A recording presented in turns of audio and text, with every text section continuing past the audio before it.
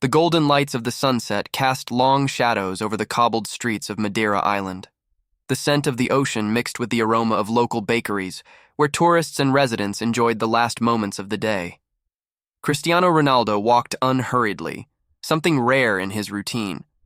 Always surrounded by commitments, travels, and training sessions, he finally had a few days to visit his homeland, reconnect with family, and embrace the nostalgia of his childhood. Since he was a child, this scenery had been part of his memories. The narrow alleys, the faded graffiti on the walls, the hidden corners that once served as improvised football fields. This was where it all began, where he ran barefoot with a ball at his feet and dreams in his head, never imagining that one day the whole world would know his name. Every step brought back memories of simpler times, of friends who shared the same hopes, but took different paths in life. Then he saw him. At first, Cristiano thought it was just another of the many homeless people who, unfortunately, lived in those areas. But as he looked closer, his heart raced.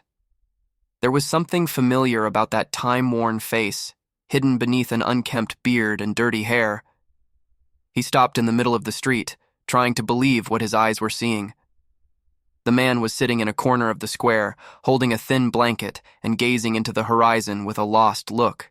His body was thin, dressed in torn clothes with an expression that mixed resignation and pain. "It can't be," Cristiano murmured, feeling a tightness in his chest. He approached cautiously, still trying to process the scene. And then, he was sure. That was Miguel, his childhood friend. The same Miguel with whom he played imaginary championships, who shared school lunches with him, and who dreamed of making it big. He couldn't understand it. How had Miguel, a boy so full of life and promise, ended up like this? Cristiano hesitated. He knew he had to do something, but he didn't know how.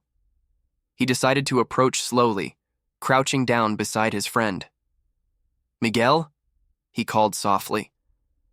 The man turned his face toward the voice, his brown eyes, once full of light, now dull. He frowned as if trying to recognize who was speaking to him. For a moment, Cristiano thought he would be recognized immediately, but Miguel just shook his head and moved away slightly, wary. "I don't need charity," Miguel murmured, looking away. That response caught Cristiano by surprise. He hadn't even offered anything yet. He had only called his name. But something inside Miguel seemed broken, something that made him reject any help before it was even offered. "Miguel, it's me. Cristiano." He gently touched his friend's shoulder, hoping for a reaction. Miguel raised his eyes again and observed Cristiano for a long moment. Then, he let out a dry, disbelieving laugh. "What are you doing here? Came to see what's left of me?" His voice carried a bitter tone. Cristiano felt a knot in his throat. This wasn't the Miguel he knew. His friend was there, but at the same time, he seemed so distant, so lost within himself. I want to help," Cristiano said, feeling the weight of his words. Miguel shook his head, almost laughing again. "Help? You think no one's tried before? People walk by, leave a few coins, offer food. I don't want charity, Cristiano. I'm not a lost cause, He didn't finish the sentence. He just lowered his head, staring at the ground. Cristiano felt a deep ache in his chest. He understood Miguel's pride. He knew it wouldn't be easy to just offer money or a shelter and expect him to accept it gratefully. This was something deeper, something that words alone wouldn't fix. Then, an idea began to form in his mind. A bold idea, maybe even crazy. But it seemed like the only way to truly reach Miguel. If his friend wouldn't accept help from an outsider, then maybe he needed to become part of that world. Cristiano spent the next few days thinking about how to make it work. He couldn't just come back every night and insist. Miguel clearly rejected any charity, any attempt to rescue him with empty words. So Cristiano made a decision. He would disappear for a while, at least as the world knew him. With the help of a makeup artist and some old clothes, he transformed himself. An unkempt beard, dirty clothes, messy hair. He stripped away everything that made him recognizable and became just another invisible soul among many. To complete his plan, he distanced himself from all comforts. No phone, no money, no security. Just him and the harsh reality Miguel faced every day.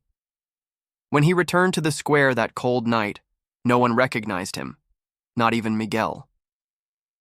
And so began the most unexpected journey of Cristiano Ronaldo's life. The first nights were the hardest. The cold seeped into his bones. The dampness of the night made it impossible to find comfort, and his stomach rumbled with a hunger he hadn't felt in years. Even as an athlete accustomed to physical challenges, this was completely different. There was no structure, no support, no finish line, only the uncertainty of each day and the crushing loneliness that weighed on his shoulders. At first, Miguel didn't even notice his presence. Like so many others wandering the streets, Cristiano was just another dirty, nameless face. He spent his mornings sitting on park benches, watching the city's movement, trying to understand the rhythm of a world that was invisible to most. In the afternoons, he walked aimlessly, discovering corners where the homeless gathered to share scraps of bread and stories of a past that seemed so far away. It was on one of these afternoons that he finally managed to get closer. Miguel was leaning against the wall of an abandoned building, arms crossed over his chest to shield himself from the wind.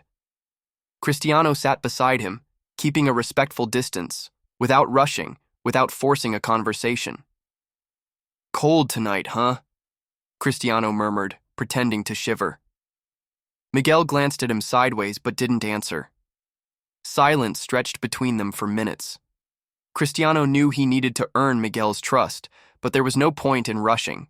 That night, Cristiano experienced the true face of life on the streets. He saw how people looked right through him as if he didn't exist. He felt the weight of suspicious glances from shopkeepers, from pedestrians who changed their path to avoid him. He was kicked out of a cafe when he tried to warm up by the door. "This is not a shelter," they said coldly.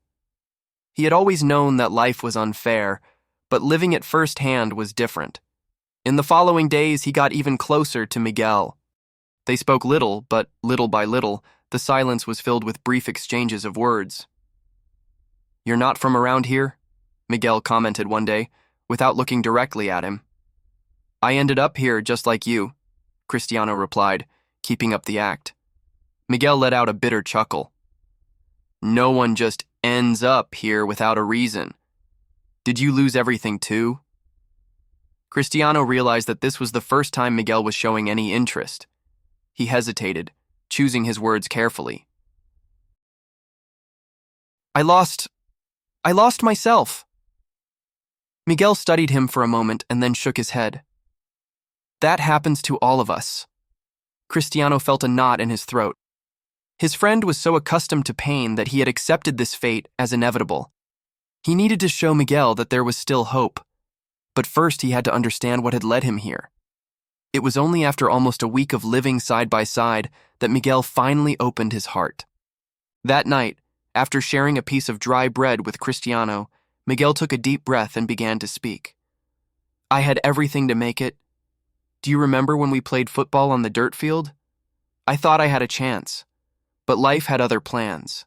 My dad got sick, and I had to drop out of school to work. Then I lost both him and my mom in the same year. Nothing was left. I worked in everything I could, but one mistake. One mistake was enough to ruin everything." Cristiano remained silent, waiting. "I bet everything on a business that failed. Lost money, lost my home, lost my dignity. And before I realized it, it was too late to start over. You know the worst part?" He turned to Cristiano, his eyes filled with deep sorrow. "I don't blame anyone but myself." Cristiano felt his heart clench. He knew Miguel, knew how hard-working he had always been. But life could be cruel, and sometimes a series of mistakes and bad luck could push someone into an abyss that was almost impossible to climb out of alone. "Have you ever thought about asking for help?" Cristiano asked cautiously. Miguel smiled, but it was an empty smile. "Ask for help? And hear that I'm a failure? That I'm a burden to society? No, thanks. I'd rather live like this. At least here, no one expects anything from me." Cristiano took a deep breath. Now he understood. It wasn't just pride. It was fear. Fear of failing again, of trying and being crushed once more. He knew that words wouldn't be enough. If he wanted to help Miguel, he had to show him that there was still hope, that there was still a way out. And so, Cristiano started to take action. Each day, he encouraged Miguel to make small changes. At first, it was just suggesting that he clean up at a local homeless support center. Then, he brought better clothes, claiming he had found them in a donation box. Slowly, Miguel started accepting the help. "Why do you care so much?" Miguel asked one day, suspicious. Cristiano smiled, despite the pain. "Because I believe no one should be forgotten." That night, as he gazed at the stars, Cristiano knew the moment of truth was approaching. He had gained Miguel's trust. Now, he had to reveal who he really was. But how would Miguel react when he found out that his old friend wasn't just another homeless man, but Cristiano Ronaldo, one of the most famous and successful men in the world? The revelation had to happen at the right moment. Cristiano knew that if he revealed the truth too soon, Miguel might feel betrayed, deceived. But he also couldn't wait too long. He needed to act before his friend shut himself off again. That night, instead of joining the other homeless people to sleep under the eaves, Cristiano invited Miguel for a walk to a small overlook. It was a place they used to visit as kids, where they could see the ocean stretching endlessly into the horizon. Miguel hesitated at first, but eventually agreed. The cold wind rustled their worn-out clothes as they stood in silence for a few moments. Then Cristiano took a deep breath and spoke. "Miguel, I need to tell you something." His friend looked at him sideways, suspicious. "You're not who you say you are you?" Miguel asked with a half-smile. Cristiano froze.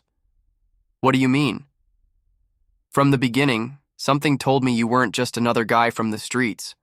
The way you carry yourself, the way you talk, even the way you look at people. You don't belong to this world." Cristiano lowered his head for a moment, then lifted his gaze and met Miguel's eyes. "You're right. I'm not who you think I am." Miguel crossed his arms, waiting. "I'm Cristiano Ronaldo." Silence fell between them. For a long moment, Miguel said nothing, just stared at him, trying to process the words. Then he let out a dry, incredulous laugh. "You're joking." "I wish I were," Cristiano said, pulling off the worn-out beanie that had helped conceal his face. "But it's the truth. I did this because I needed to get close to you." Miguel kept looking at him, searching for any sign that this was some kind of prank. But then, for the first time in a long while, he looked into Cristiano's eyes and saw the truth. "But why?" he asked, his voice quieter now. "Because you're my friend. You always have been. And when I saw you like this, I knew I had to do something. But I also knew you wouldn't accept help from Cristiano Ronaldo. So I became someone like you." Miguel turned away, staring at the horizon, confused, angry, grateful, everything at once. "You don't understand, Cristiano. I don't need your charity. And I'm not offering charity. I'm offering a fresh start." Cristiano placed a hand on Miguel's shoulder. "I know you're a proud man. I know you don't want handouts. So I'm not here to throw money at you and walk away. I'm here to give you a path forward. You just have to take the first step." Miguel shook his head, still struggling with the idea. "And what if I fail again? Then I'll be here to help you get back up." Miguel's expression softened. For the first time in years, someone truly believed in him. The next day, Cristiano took Miguel to a hotel where he could take a hot shower and change into new clothes. Then he brought him to a social reintegration center where he would receive psychological support and help finding a decent job. At first, Miguel resisted. He felt like a burden, ashamed. But over time, he realized this wasn't just a free gift. It was a second chance that he needed to embrace.